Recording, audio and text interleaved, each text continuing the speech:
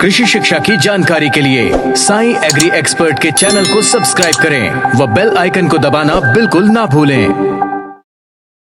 नमस्कार विद्यार्थियों, साई कृषि कोचिंग संस्थान में आपका हार्दिक अभिनंदन है। मैं Ashish Kumar Chauhan, faculty of animal husbandry, और मैं आज आपके सामने एक बहुत ही महत्वपूर्ण टॉपिक पे चर्चा करूँगा कि आप बहुत ही कम समय में कैसे एनिमल हस्बेंड्री की तैयारी आप कर सकते हैं। तो उसके बारे में हम विशेष रूप से एक एक टॉपिक पर हम चर्चा करते जाएंगे, और मैं आपको ये भी बताते जाऊंगा कि कौन से टॉपिक से कौन सी ईयर में कितने क्वेश्चन आए हुए हैं। ठीक है, तो आइए हम एक नज़र सिलेबस की ओर देखते हैं और उसके बारे में चर्चा करते हैं। ठीक है, तो देखिए, सबसे पहले एनिमल हस्बेंड्री को मैं आपके सुविधा के अनुसार 3 पार्ट्स पे इसको डिवाइड कर दिया हूँ, जिसमें से सबसे पहला पार्ट देखेंगे तो यहाँ पे लिखा गया है एनिमल साइंस, पशु विज्ञान। ठीक है, तो एनिमल साइंस में कुछ टॉपिक है जिसको मैं अलग कर दिया हूँ। ठीक है, वैसे ही डेयरी साइंस है, वहाँ पे मैं कुछ टॉपिक को अलग कर दिया हूँ ताकि आपको समझने में आसानी हो। ठीक है, तो यहाँ पे देखते हैं सबसे पहले एनिमल साइंस के बारे में। तो एनिमल साइंस में सबसे पहला टॉपिक है वो है आपका इंट्रोडक्शन ऑफ एनिमल हस्बेंड्री। ठीक है, इंट्रोडक्शन ऑफ एनिमल हस्बेंड्री। अब एनिमल हस्बेंड्री का इंट्रोडक्शन से जनरली क्वेश्चन तो ये नहीं आता कि उसका डेफिनेशन क्या है या फिर वो क्या चीज़ है, ये सारे क्वेश्चन नहीं आते उसमें, क्योंकि आप ऑब्जेक्टिव एग्ज़ाम दे रहे हैं, ऑब्जेक्टिव क्वेश्चन आया जाता है। ठीक है, तो यहाँ पे बस आपको ये देखना है कि कौन कौन से टॉपिक से सबसे ज़्यादा क्वेश्चन आते हैं। तो यहाँ पे मैं चर्चा करूँगा कि इंट्रोडक्शन ऑफ एनिमल हस्बेंड्री में आपका एक भी क्वेश्चन नहीं आता है। ठीक है, क्वेश्चन आएगा तो उसके हिस्ट्री पार्ट से आएगा, और हिस्ट्री के बारे में अपन इंट्रोडक्शन में ही चर्चा कर लेते हैं। तो आपको याद रखना है कि हिस्ट्री से मिनिमम 1 से 2 क्वेश्चन आते हैं। ठीक है, और मैक्सिमम की बात करूँ तो वो भी 1 से 2 ही क्वेश्चन है, क्योंकि यहाँ से ज़्यादा क्वेश्चन वो नहीं लेता है। ठीक है, जैसे कि सेकंड टॉपिक की बात करें तो सेकंड टॉपिक है एनिमल एनाटॉमी। ठीक है, एनिमल एनाटॉमी मतलब पशु के संरचना, पशु शरीर संरचना। तो पशु शरीर संरचना को 2 पार्ट्स में डिवाइड किया गया है, जैसे कि आप देख पा रहे हैं, एक्सटर्नल एनाटॉमी और इंटरनल एनाटॉमी। ठीक है, एक्सटर्नल एनाटॉमी और इंटरनल एनाटॉमी। एक्सटर्नल एनाटॉमी मतलब पशु के जो बाहरी अंग है उसके बारे में हमको अध्ययन करना है। ठीक है, और इंटरनल एनाटॉमी में जो पशु का आंतरिक अंग है उसके बारे में हमको अच्छे से अध्ययन करना है। अगर मैं बात करूं कि क्वेश्चन का जो वेटेज रहता है वो कैसा रहता है, एनिमल एनाटॉमी में क्वेश्चन का वेटेज कितना रहता है, तो आपको बता दूं कि एनिमल एनाटॉमी से हर साल 2 से 3 क्वेश्चंस आते हैं। और वो 2 से 3 क्वेश्चन कैसे आते हैं, तो एक से 2 क्वेश्चन आपका एक्सटर्नल एनाटॉमी से पूछ देगा, और करीबन इसमें से 2 से 3 क्वेश्चन, कभी कभी ये होता है एक्सटर्नल एनाटॉमी को छोड़ दिया जाता है, उसमें से एक ही क्वेश्चन लिया जाता है, लेकिन इंटरनल एनाटॉमी बहुत ही ज़्यादा महत्वपूर्ण है, इसीलिए इंटरनल एनाटॉमी से ज़्यादा क्वेश्चन आते हैं। ठीक है, कितना क्वेश्चन आते हैं, तो लगभग 2 से 3 क्वेश्चन यहाँ पे पूछ दिया जाता है। ठीक है, तो इस चीज़ को आपको विशेष रूप से ध्यान रखना पड़ेगा। ठीक है, उसके बाद थर्ड टॉपिक है एनिमल ब्रीड्स। ठीक है, एनिमल ब्रीड्स। अब देखिए, एनिमल ब्रीड्स मतलब पशु नस्ल, उन्नत पशु नस्ल बोला जाता है। ठीक है, अब हमारे सिलेबस में कौन कौन से पशु के बारे में हमको पढ़ना है, तो सबसे पहले है काऊ, गाय के बारे में। सेकंड है बफेलो, भैंस के बारे में। थर्ड है गोट, बकरी के बारे में। और फोर्थ है सीप, ठीक है, भेड़ के बारे में। तो ये 4 एनिमल्स है जिसके बारे में हमको उसके जितने भी नस्ल हैं, ठीक है, उन्नत नस्ल हैं, उनके बारे में हमको देखना है, पढ़ना है अच्छे से। अब यहाँ पे क्वेश्चन का वेटेज मैं बात करूँ तो एनिमल ब्रीड से लगभग हर साल 2 से 3 क्वेश्चन पूछे जाते हैं। ठीक है, कितने क्वेश्चन पूछे जाते हैं हर साल, 2 से 3 क्वेश्चन। तो इसको आपको याद रखना है। मुख्य रूप से पूछा जाता है काऊ से, बफेलो से और गोट से। सीप से उतना ज़्यादा क्वेश्चन नहीं आता, क्योंकि इसको कोरिलेट कर दिया जाता है एनिमल ब्रीडिंग से, ठीक है, क्योंकि एनिमल ब्रीडिंग के थ्रू ही क्या बनते हैं, नए नए ब्रीड्स बनते हैं, तो इसको कंबाइन करके पूछ दिया जाता है, ठीक है। तो यहाँ पे मैं बात करूँगा ब्रीड्स की, तो ब्रीड्स में आपका 2 से 3 क्वेश्चन हर साल आते हैं, ठीक है, तो उस चीज़ पे भी आपको विशेष रूप से ध्यान रखना पड़ेगा। उसके बाद आगे हम बढ़ते हैं और आगे देखते हैं animal breeding and AI। AI का मतलब आर्टिफिशियल इंसेमिनेशन, ठीक है, कृत्रिम गर्भाधान, ठीक है। एनिमल ब्रीडिंग मतलब पशु प्रजनन और आपका उसी के साथ ऐड हुआ है कौन सा है, आर्टिफिशियल इंसेमिनेशन, ठीक है। तो इसमें से ये भी काफ़ी महत्वपूर्ण टॉपिक है, इससे भी आपका लगभग 4 से 5 क्वेश्चन पूछ दिए जाते हैं, ठीक है। तो आपको विशेष रूप से इसको भी अच्छे से तैयारी करना होगा, एनिमल ब्रीडिंग का और AI का, क्योंकि ये दोनों काफ़ी बड़ा टॉपिक है और इसका क्वेश्चन वेटेज अगर देखते हैं तो काफ़ी ज़्यादा इसमें से क्वेश्चन पूछे गए हैं, ठीक है। जैसे कि एक क्वेश्चन मैं बताता हूँ आपको, 2019 में आया हुआ है कि अविकालीन, ठीक है, अविकालीन कौन से पशु का नस्ल है, ठीक है। तो आपको वो चीज़ें याद रखना है, ठीक है। क्या क्वेश्चन बताया कि अविकालीन कौन से पशु का नस्ल है, ठीक है। तो इस टाइप से इस टॉपिक से क्वेश्चन उठाया जाता है, जो कि अगर कायदे से अपन देखें वो तो ब्रीड्स का है, लेकिन वो ब्रीड्स कैसे बन रहा है, तो एनिमल ब्रीडिंग के थ्रू बन रहा है। तो इसी चीज़ को कोरिलेट करके क्वेश्चन पूछ दिया जाता है, ठीक है। तो यहाँ पे आपको याद रखना है कम से कम 4 से 5 क्वेश्चन तो आते ही हैं, तो आपको बहुत ही ज़्यादा इसमें फोकस करना पड़ेगा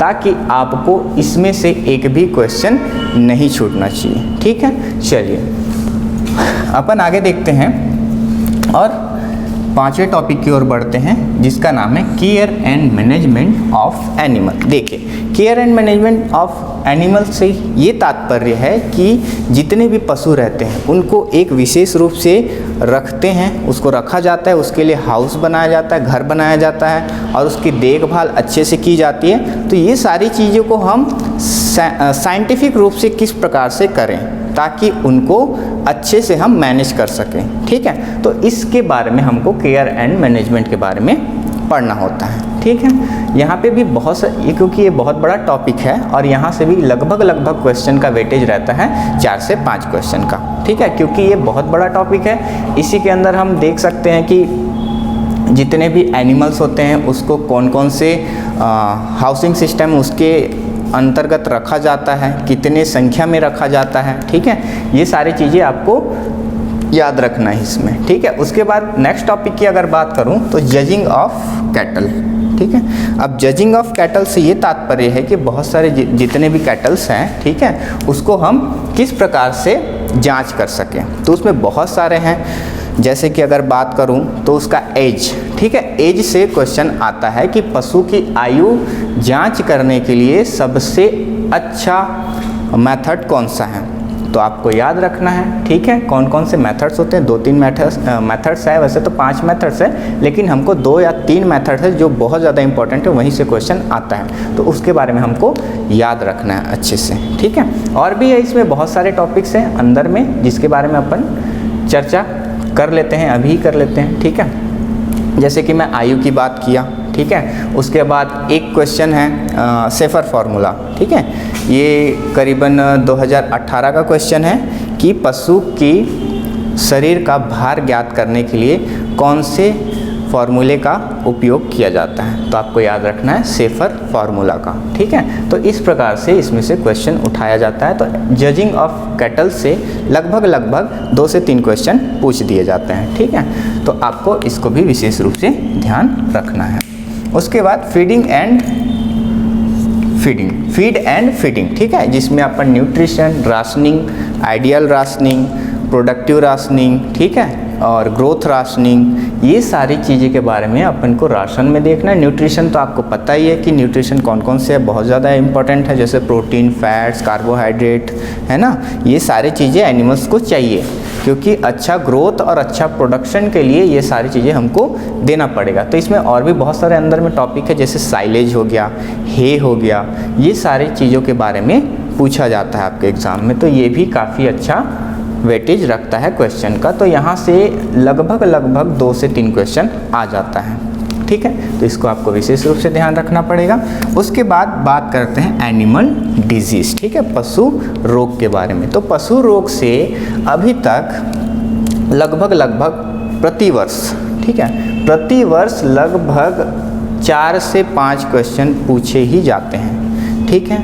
क्योंकि एनिमल को क्या है, जैसे जैसे मौसम चेंज होते जाता है वैसे वैसे उसमें उनके बॉडी में चेंजेस आते जाता है, ठीक है, और उसको अच्छा न्यूट्रिशन नहीं मिलेगा तो उनका बॉडी क्या होते जाता है, कमज़ोर होते जाता है, जिसके कारण वो डिजीज़ बहुत जल्दी उसको इन्फेक्ट कर देता है। तो इसीलिए यहाँ से क्वेश्चन काफ़ी ज़्यादा बनता है एनिमल डिजीज़ से, तो आपको इसको भी अच्छे से याद रखना है। इसमें बहुत सारे डिजीज़ हैं, जैसे कि अगर बैक्टीरियल डिजीज़ की बात करूँ तो बैक्टीरियल डिजीज़ है एंथ्रेक्स है, गलघोटू है, ब्लैक क्वार्टर है ना, ये सारी चीज़ें बैक्टीरियल है। वायरस में अगर बात करो तो वायरस में बहुत सारे डिजीज़ है, जैसे कि FMD foot and mouth disease है ना, रिंडर पेस्ट, और क्या है वायरस में तो पॉक्स है, ठीक है। तो ये सारी चीज़ें एनिमल्स डिजीज़ के अंतर्गत आते हैं और इस चीज़ को हमको डिटेल से पढ़ना पड़ेगा, तभी आपका क्वेश्चन बन पाएगा, ठीक है। तो ये है आपका एनिमल साइंस का टॉपिक, जहाँ से आपका अगर ओवरऑल देखा जाए इसमें से तो आपका लगभग 15 से 20 क्वेश्चन ये कवर करता है, ठीक है। जो एनिमल साइंस है वो 15 से 20 क्वेश्चन कवर करता है। अगर मैं बात करूँ एनिमल हस्बेंड्री की, तो एनिमल हस्बेंड्री से टोटल आपके PAT में आता है 60 नंबर का, ठीक है, 60 क्वेश्चन और 60 नंबर का। तो ये काफ़ी बड़ा वेटेज है आपके एग्ज़ाम के लिए, क्योंकि आपके एग्ज़ाम में अगर सिलेक्शन आपको लेना है या फिर आपको अच्छा स्कोरिंग करना है तो ये सबसे बेस्ट सब्जेक्ट माना जाता है। अभी तक तो अधिकतर स्टूडेंट इसी सब्जेक्ट से ही ज़्यादा स्कोरिंग करते हैं, और ये काफ़ी सिंपल सब्जेक्ट है और काफ़ी इंटरेस्टिंग सब्जेक्ट है, इसीलिए इसको क्या होता है, याद करने में, पढ़ने में मज़ा भी आता है और आपको याद भी बहुत जल्दी हो जाता है। तो इसको आपको अच्छे से तैयारी करना है, ताकि एक भी टॉपिक से अगर क्वेश्चन आता है तो आपका क्वेश्चन लगना चाहिए, ठीक है। तो ये जितने टॉपिक्स मैं बता रहा हूँ उसमें विशेष रूप से आपको ध्यान रखना है, ठीक है। उसके बाद सेकंड टॉपिक है डेयरी साइंस, ठीक है। अब डेयरी साइंस अकेला अगर ओवरऑल उसको देखा जाए तो अकेला ये 20 से 25 कभी कभी 30 क्वेश्चन तक पूछ दिया जाता है इसमें से, ठीक है। तो आपको याद रखना है डेयरी साइंस बहुत ज़्यादा इम्पॉर्टेंट है आपके CGPAT के एग्ज़ाम पॉइंट ऑफ व्यू से, ठीक है। तो यहाँ पे कुछ टॉपिक्स हैं जिसके बारे में आपको डिस्कशन करता हूँ। देखिए, पहला है डेयरी फार्मिंग, ठीक है, dairy farming and business in village and town condition, ठीक है। डेयरी फार्मिंग मतलब हमें कैसे एक डेयरी फार्म को डेवलप करना है और गांव क्षेत्र में उसको कैसे हम व्यवसायिक रूप में उसको बढ़ावा देना है और लोगों को बताना है कि आपको इसमें कितना फ़ायदा है, कितना घाटा है, ठीक है। और इसको टाउन कंडीशन में ले ले तो टाउन कंडीशन में वैसे ही सभी को पता रहता है कि डेयरी फार्मिंग से क्या हमको मिल रहा है, कितना फ़ायदा है, कितना इनकम आ रहा है, कितना उसका घाटा हो रहा है। ये सारी चीज़ें हम डेयरी फार्मिंग के अंतर्गत पढ़ेंगे, ठीक है। और इसी के अंतर्गत हम ये भी देख लेते हैं कि इकोनॉमिक्स में इसका क्या रोल है, ठीक है, इंडियन इकोनॉमिक्स में इसका क्या रोल है। तो यहाँ से आप क्वेश्चन का अगर वेटेज देखेंगे तो इंडियन इकोनॉमिक्स में और आपका डेयरी फार्मिंग से यहाँ से 2 से 3 क्वेश्चन ही बनते हैं। थोड़ा सा बोरिंग लगता है क्योंकि ये टॉपिक ही ऐसा है कि आपको थोड़ा सा थ्योरेटिकल पार्ट्स ज़्यादा देखना पड़ेगा, इसीलिए थोड़ा सा बोरिंग चैप्टर है। लेकिन आपका क्वेश्चन की बात करें तो 2 से 3 क्वेश्चन हर साल यहाँ से आता है, ठीक है, जो करंट अफेयर बेस पे रहता है, करंट अफेयर्स बेस पे यहाँ से क्वेश्चन आते हैं, ठीक है। तो आपको विशेष रूप से इसको भी ध्यान रखना है। उसके बाद नेक्स्ट है, ये तो हो गया। उसके बाद मिल्क प्रोडक्शन। देखिए, मिल्क प्रोडक्शन से आपका काफ़ी ज़्यादा क्वेश्चन आता है, 3 से 4 से 5 क्वेश्चन भी पूछ दिया जाता है। तो आपको याद रखना है कि मिल्क प्रोडक्शन से आपका कौन कौन सा टॉपिक है। तो मेथड ऑफ मिल्किंग मतलब दूध निकालने की विधियाँ, और क्लीनिंग ऑफ मिल्क, एक स्वच्छ दूध किसे हम कहेंगे, और आपका फैक्टर्स कि कौन कौन से ऐसे कारक है जो दूध को हानि पहुंचाते हैं, उसको ख़राब करते हैं। तो वो सब चीज़ को हम मिल्क प्रोडक्शन के अंतर्गत पढ़ेंगे, ठीक है। तो यहाँ से भी आपका क्वेश्चन का वेटेज अगर आप देखते हैं तो लगभग यहाँ से 3 से 4 क्वेश्चन आ जाते हैं, ठीक है। तो इसको भी आपको विशेष रूप से ध्यान देना पड़ेगा। उसके बाद नेक्स्ट अपन देखते हैं कंपोजिशन ऑफ मिल्क, ठीक है, कंपोजिशन ऑफ मिल्क। अब देखिए कंपोजिशन मिल्क मतलब जो दूध का संगठन है, दूध में हम क्या क्या चीज़ें हैं, क्या क्या न्यूट्रिशन है ना, क्या क्या पोषक तत्व हैं, उसके बारे में हमको पढ़ना है और ये काफ़ी इम्पॉर्टेंट है। और यहाँ से क्वेश्चन आते हैं, जैसे कि विगत वर्षों में अगर एक क्वेश्चन का मैं बात करूँ तो शायद 2018 या 19 में क्वेश्चन आया गया था कि दूध में कौन से विटामिन नहीं पाए जाते या फिर बहुत ही कम मात्रा में पाई जाती हैं। तो आपको याद रखना है कौन से विटामिन है, तो विटामिन सी है, ठीक है। तो इस प्रकार से क्वेश्चन आते हैं, सिंपल क्वेश्चन रहता है, ज़्यादा डीपली क्वेश्चन नहीं किया जाता। तो आपको विशेष रूप से याद रखना है कि जो जो टॉपिक है उसको हम अच्छे से कवर कर लें, उसमें बहुत ज़्यादा डीप आपको नहीं पढ़ना है, ठीक है। क्योंकि एग्रीकल्चर का आप तैयारी कर रहे हैं मतलब आपको एग्रीकल्चर में ज़्यादा फोकस करना है। ये आपका बस एग्ज़ाम में सिलेक्शन देने के लिए एक बोल सकते हो कि गिफ्ट है, ठीक है। ये एक उपहार है जिसके थ्रू आप एग्ज़ाम क्लियर करने में आपको दिक्कत नहीं होगी, क्योंकि ये काफ़ी इंटरेस्टिंग सब्जेक्ट है, पहले ही बताया हूँ मैं। और ये इसको याद करने में आपको ज़्यादा दिक्कत नहीं होगी, क्योंकि पॉइंट टू पॉइंट क्वेश्चन यहाँ से आते हैं, ठीक है। तो यहाँ पे कंपोजिशन ऑफ मिल्क से भी क्वेश्चन हम देख लिए। उसके बाद फिजिकल प्रॉपर्टी ऑफ मिल्क। तो देखिए जो फिजिकल प्रॉपर्टी है दूध के भौतिक गुण, ठीक है, जो दूध के भौतिक गुण होते हैं उसमें आपको 10 से 12 दूध के भौतिक गुण हैं जिसके बारे में आपको पढ़ना है। और जो फिजिकल प्रॉपर्टी ऑफ मिल्क में, ठीक है, इसमें विशेष रूप से क्वेश्चन पूछा जाता है कि दूध का अपेक्षित घनत्व क्या होता है, ठीक है, और पूछा जाता है कि दूध का हिमांक बिंदु क्या होता है। इस प्रकार से क्वेश्चन आते हैं और ये जो है इसमें का जो डाटा है वो एक ही रहता है हमेशा, वो चेंज कभी नहीं होता है। तो आपको याद करने में आसानी होती है, एक बार आप याद कर लो, बस डाटा ही आपको याद करना है। थ्योरेटिकल पार्ट से यहाँ से क्वेश्चन नहीं आते, बस डाटा बेसिस क्वेश्चन आते हैं। तो आपको याद रखना है फिजिकल प्रॉपर्टी भी काफ़ी अच्छा वेटेज रखता है क्वेश्चन का, 2 से 3 क्वेश्चन यहाँ से आते हैं। वहीं मिल्क कंपोजिशन की भी बात करें तो 3 से 4 क्वेश्चन यहाँ से भी पूछ दिया जाता है। अब बात करते हैं हम मिल्क प्रोडक्ट का। देखिए मिल्क प्रोडक्ट नाम सुनते ही मुंह में पानी आ जाता है, क्योंकि दूध से बने जितने भी पदार्थ होते हैं वो काफ़ी टेस्टी होते हैं और हमारे शरीर के लिए काफ़ी लाभदायक होते हैं। और आपको पता होगा कि इंडिया में सबसे ज़्यादा मिल्क प्रोडक्ट बनाया जाता है, इसीलिए क्योंकि तरह तरह के बहुत सारे मिठाई भी पाए जाते हैं इंडिया में, है ना, एक से एक मिठाई रहता है। और भी बहुत सारे ऐसे पदार्थ बनाए जाते हैं इससे, जो हमारे वेजिटेबल्स के रूप में अपन उसको यूज़ करते हैं या फिर हम अपने डेली लाइफ में प्रोटीन की पूर्ति को कंप्लीट करते हैं वहाँ पे, ठीक है। तो इसलिए ये भी काफ़ी ज़्यादा इम्पॉर्टेंट है। इसमें अपन को मेनली अगर देखा जाए तो घी के बारे में, दही के बारे में, पनीर के बारे में, मक्खन के बारे में, जो अपन डेली लाइफ में यूज़ करते हैं उन्हीं सब के बारे में हमको अच्छे से पढ़ना है। और भी इसके अलावा बहुत सारे हैं, जैसे छेना है, खोआ है ना, ये सारे चीज़ों के बारे में भी मिल्क पाउडर, दूध पाउडर बोला जाता है, ठीक है, इसके बारे में भी अपन इसमें देखेंगे, ठीक है। तो यहाँ से क्वेश्चन की बात करूँ तो एक क्वेश्चन आया था, जैसे कि मक्खन में नमी की मात्रा कितनी होनी चाहिए। ये मेरे ख्याल से 2019 का क्वेश्चन है। तो इस प्रकार से क्वेश्चन आता है कि मक्खन में नमी की मात्रा कितनी होनी चाहिए। तो आपको याद रखना है कितनी होनी चाहिए, 16% से कम होनी चाहिए, ठीक है। तो 16 या फिर 20% से कम होना चाहिए, लेकिन ऑप्शन में 16% से कम को माना है, ठीक है। तो आपको ये सारी चीज़ें मिल्क प्रोडक्ट में देखना है। तो ये आपका हो गया सेकंड टॉपिक डेयरी साइंस का पूरा टॉपिक, ठीक है। अगर ओवरऑल बात करूं तो यहाँ से 25 से 30 क्वेश्चन पूछता ही है, हर साल का है, ठीक है। हर साल 25 से 30 क्वेश्चन यहाँ से आता है, यहाँ से 20 से 25 क्वेश्चन आता है और यहाँ से 25 से 30 क्वेश्चन आता है। अब जो बाकी बच गया वो थर्ड टॉपिक का है, जो अपन देखते हैं पोल्ट्री फार्मिंग, ठीक है। तो पोल्ट्री फार्मिंग के बारे में अपन देखते हैं। तो तीसरा टॉपिक है पोल्ट्री फार्मिंग, ठीक है। पोल्ट्री फार्मिंग मतलब मुर्गी पालन। मुर्गी पालन में आपका कितना वेटेज रहता है ओवरऑल अगर बात करें तो यहाँ से 10 से 15 क्वेश्चन के आसपास आता है आपके एग्जाम में, CGPAT में, ठीक है। तो इसको विशेष रूप से आपको ध्यान रखना पड़ेगा, ठीक है। अब यहाँ पे बहुत ही कम टॉपिक्स है, ठीक है, लेकिन क्वेश्चन का वेटेज काफ़ी अच्छा है, तो आपको विशेष रूप से इसको पढ़ना पड़ेगा।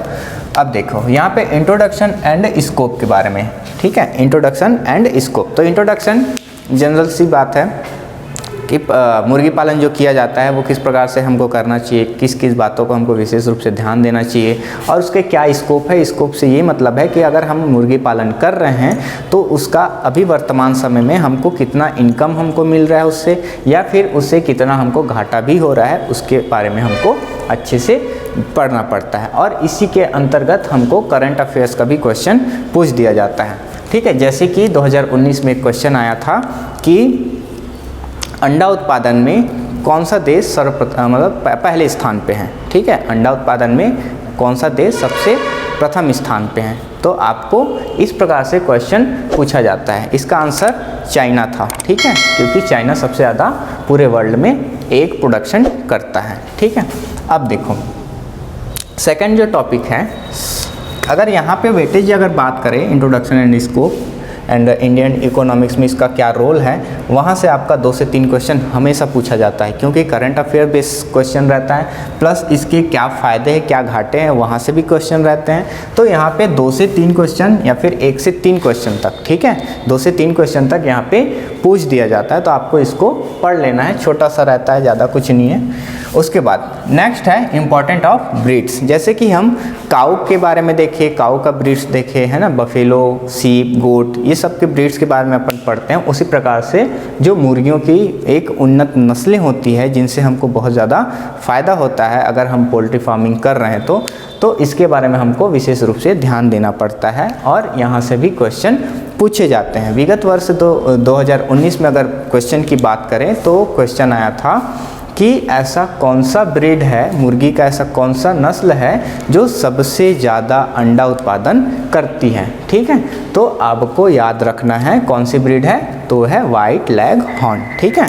तो इस प्रकार से क्वेश्चन आते हैं, एकदम पॉइंट टू पॉइंट क्वेश्चन आते हैं, ज़्यादा यहाँ पे घुमाने वाला क्वेश्चन नहीं रहता, पूरा पॉइंट टू पॉइंट क्वेश्चन यहाँ पे पूछे जाते हैं। तो आपको इसको पढ़ लेना है अच्छे से, ज़्यादा ब्रीड है नहीं तो आपको इसको अच्छे से तैयारी करना है। अगर मैं क्वेश्चन की वेटेज की बात करूं तो तीन क्वेश्चन तो मिनिमम पूछेगा ही पूछेगा, ठीक है, क्योंकि ब्रीड्स भी काफ़ी इंपॉर्टेंट रखता है, ठीक है।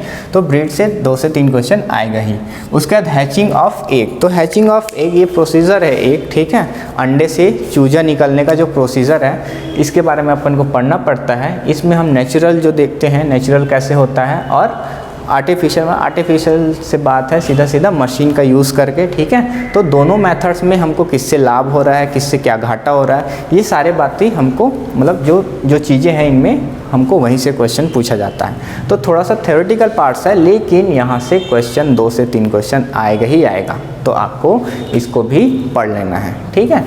अब देखें housing and ration for poultry birds, ठीक है। अब जितने भी बर्ड्स रहते हैं या फिर मुर्गियां रहती है उनको हम बड़े होने के लिए या फिर बोल सकते हो उससे एग प्रोडक्शन लेने के लिए हमको कुछ ना कुछ उसको न्यूट्रिशन देना पड़ेगा, तभी तो हमको प्रोडक्शन अच्छा मिलेगा।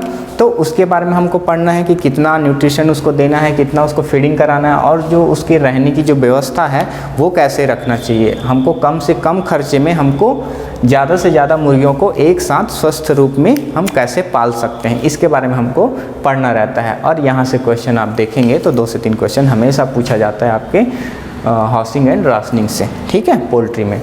तो आपको इसको भी कवर करना है, ठीक है। उसके बाद लास्ट टॉपिक है डिजीज़ ऑफ पोल्ट्री। जैसे हम एनिमल्स में देखें कि डिजीज़ बहुत सारे हैं, वायरल डिजीज़ है, बैक्टीरियल डिजीज़ है, प्रोटोजोआ के द्वारा भी होता है, और कुछ अदर्स डिजीज़ है जो गंदा खाना खाने से या फिर अपच हो जाने से, ये सारी चीज़ें हम किस में देखे थे, एनिमल में, ठीक है। तो उसी प्रकार ये पोल्ट्री में भी बहुत सारे डिजीज़ होते हैं, जिसमें से विशेष रूप से मुख्य रोग के बारे में हमको पढ़ना है और उसी को लेकर हमको चलना है, क्योंकि पोल्ट्री में उतना ज़्यादा डिजीज़ का क्वेश्चन नहीं आता। पूछ देगा 2 से 3 क्वेश्चन पूछ देगा, तो बहुत ज़्यादा है उतना पूछता ही है हर साल। जैसे कि अगर 2019 की बात करें तो 2019 में एक क्वेश्चन आया था, मुर्गी की ऐसी कौन सी रोग है जिसकी वजह से सबसे ज़्यादा मुर्गियों को हानि होती है या फिर मुर्गियां एक साथ मर जाती है, ठीक है। इस प्रकार से क्वेश्चन था, ठीक। तो इसका जो आंसर था वो था रानीखेत, ठीक है। ये 2019 का क्वेश्चन है। तो इस प्रकार से क्वेश्चन आते हैं। जैसे कि एक क्वेश्चन आया था पुलोरम का, ठीक है, उसके लक्षण के बारे में पूछा था। सफ़ेद दस्त जो होता है उसके बारे में पूछा था, वो भी 2019 में ही पूछा था। तो इस प्रकार से 2 से 3 क्वेश्चन हमेशा पूछे जाते हैं पोल्ट्री डिजीज़ से। तो इस प्रकार आप तीनों टॉपिक को देख चुके कि कौन कौन से टॉपिक से कितना कितना क्वेश्चन आता है। तो आप इन कम समय में, ठीक है, बहुत कम दिन बचा है, जैसे कि अगर आपके एग्ज़ाम का डेट के बारे में आप देखोगे तो नोटिफिकेशन निकल चुका है और 26 तारीख को 26 सितंबर को आपका एग्ज़ाम है। तो इतने कम दिनों में हम कैसे इसको अच्छे से तैयारी करें। तो बहुत बड़ा सिलेबस नहीं है इसका और न ही बहुत ज़्यादा कठिन है, काफ़ी इंटरेस्टिंग है और काफ़ी सरल है, इसीलिए इसमें अधिकतर बच्चे स्कोरिंग करते हैं सबसे ज़्यादा, ठीक है। तो आपको ये पता चल गया होगा अभी तक कि कौन से टॉपिक से कितने क्वेश्चन आते हैं और हमको किस टॉपिक पे विशेष रूप से ध्यान रखना है और आपको अच्छे से तैयारी करना है। तो मैं हमेशा स्टूडेंट को ये सलाह देता हूँ कि आप 10 साल का क्वेश्चन पेपर उठाइए और देखिए कि उनमें से ऐसा कौन सा टॉपिक्स है जिसमें से सबसे ज़्यादा क्वेश्चन पूछे गए हैं बार बार। इससे आपको क्या पता चलेगा कि उस टॉपिक का एक तो इम्पोर्टेंस पता चल जाएगा आपको और दूसरी बात ये पता चल जाएगा कि क्वेश्चन पैटर्न किस प्रकार से होता है और कौन कौन से साल में क्वेश्चन पैटर्न कैसे कैसे चेंज किया है। जैसे कि कोरोना के कारण एग्ज़ाम नहीं हो पा रहा था, अब जो है 2 साल के गैप के बाद एग्ज़ाम होने वाला है। तो जाहिर सी बात है व्यापम अपना क्वेश्चन पैटर्न थोड़ा सा चेंज करेगा क्योंकि कंपटीशन बहुत ज़्यादा है और उसको सिलेक्शन भी लेना है, वो भी अच्छे विद्यार्थियों का। तो इस प्रकार से आप अपना तैयारी जारी रखिए और खूब मेहनत करिए और अच्छे से इसको पढ़िए। और आप हमसे डायरेक्ट जुड़ सकते हैं साईं कृषि कोचिंग संस्थान से, रायपुर, धमतरी और जगदलपुर में, और वहाँ से आप लाभ उठा सकते हैं। आप हमारे प्ले स्टोर में जाकर डाउनलोड कर सकते हैं साई एग्री क्लासेस, वहाँ से भी आप ऑनलाइन की सुविधा ले सकते हैं और उसमें भी काफ़ी अच्छा मटेरियल्स, नोट्स है और आपके क्वेश्चन सीरीज़ कराए जाते हैं। ये सारी सुविधाएं आपको हमारे संस्था से उपलब्ध कराया जाता है। तो आप अच्छे से पढ़िए और अपना ख्याल रखिए। धन्यवाद।